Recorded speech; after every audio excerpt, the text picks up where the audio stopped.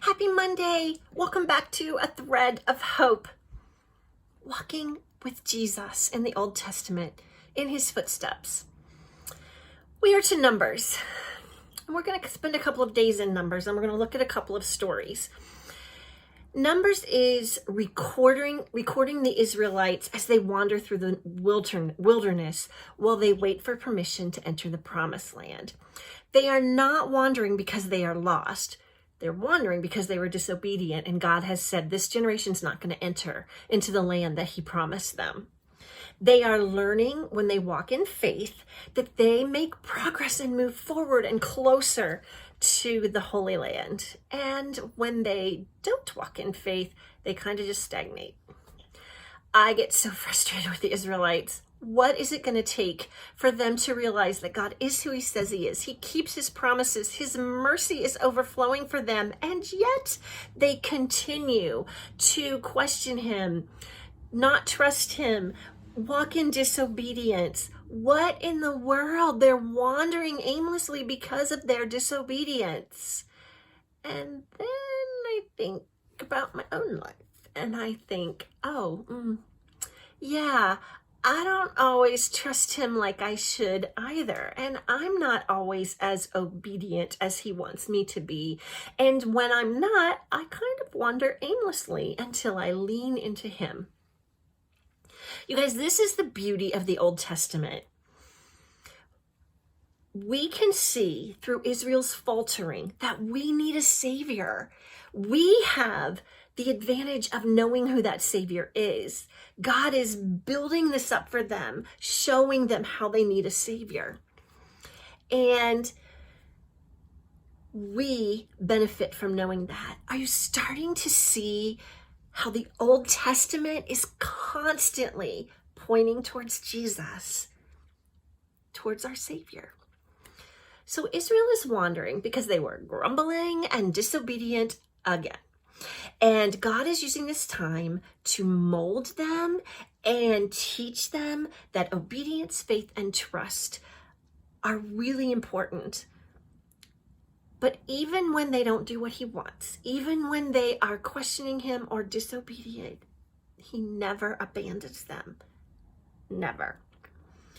So let's talk about one of the punishments that I think in our culture seems extraordinarily harsh and what comes from that. There were 250 men that were grumbling, and they rose up against Moses and specifically Aaron, thinking he thought he was all that because he was chosen as the high priest and they were all equal. So why did he think he was any better? And these were not men that were on the outer parts. These men were leaders. They were a part of the assembly, and they were rising up against Moses and Aaron. And so Korah was the son of Levi, a priest. So once again, we see pride becoming a problem when it gets in the way of God's plan.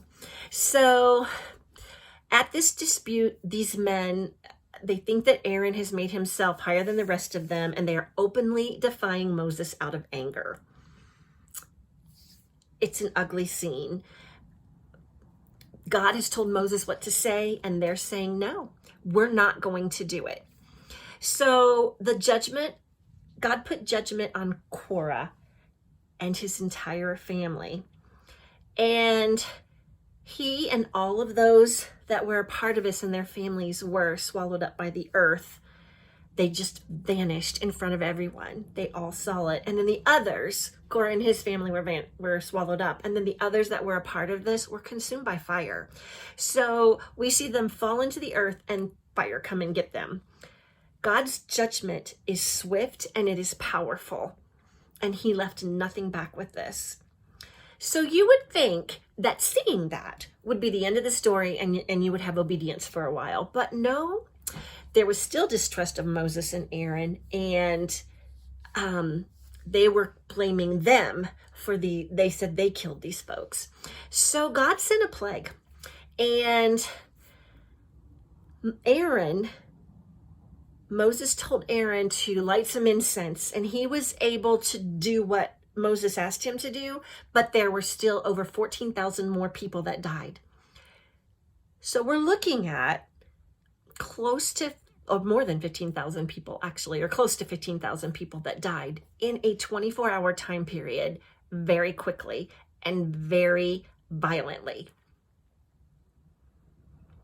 That's horrifying to us. We don't understand it, and it's hard to imagine our God doing that. But let's remember, he is a just God, and I can't pretend to understand why he did that. He's God. I am not God. But he is a just God, and he has put out some rules, and people aren't obeying very well at all. So we have to go back to, he's the same yesterday, today, and forever. He is loving, he is merciful, but he is also just. That's why he sent Jesus for us. He is who he says he is, and he keeps his promises.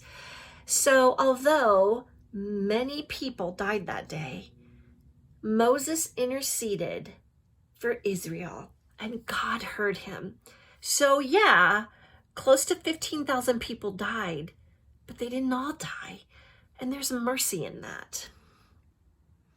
Today, we are the same as the Israelites. We don't see that same kind of response and judgment at this time because Jesus came to intercede for us. And there will be a violent end for some that don't trust him, don't have faith in him, don't know him.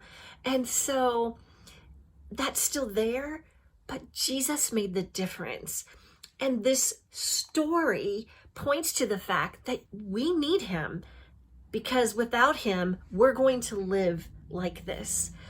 So that's the story for today. Tomorrow, we're going to talk about another story in Numbers, and then we will be, we'll hit Deuteronomy a little bit, and then we're going to be heading into Ruth and the Judges. Now, Deuteronomy and Ruth may be on their own on Wednesday. I don't know.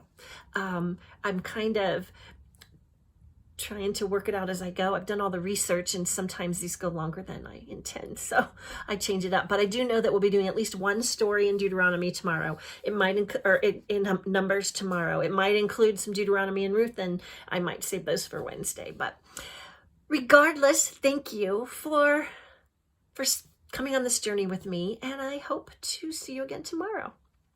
Have a great day.